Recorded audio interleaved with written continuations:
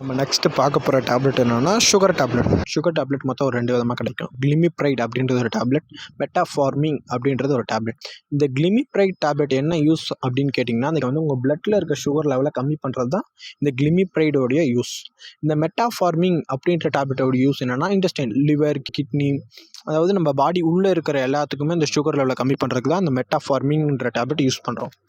இந்த கிளிமிப்ரைட் எவ்வளோ கிராம் எடுத்துக்கணும் அப்படின்னு கேட்டிங்கன்னா, ஒரு நாளைக்கு 6 mg தான் எடுத்துக்கணும். இந்த மெட்டாஃபார்மிங்ன்ற டேப்லெட் ஒரு நாளைக்கு எவ்வளோ எடுத்துக்கணும்னு கேட்டிங்கன்னா 500 mg தான் எடுக்கணும். இதை எப்போ எடுத்துக்கணும் அப்படின்னு கேட்டிங்கன்னா, ஃபுட்டுக்கு முன்னாடி எடுத்துக்கூடாது, ஃபுட்டுக்கு பின்னாடி எடுத்துக்கூடாது. 2க்கும் இன் பிட்வீன் டைமில் எடுத்துக்கணும்.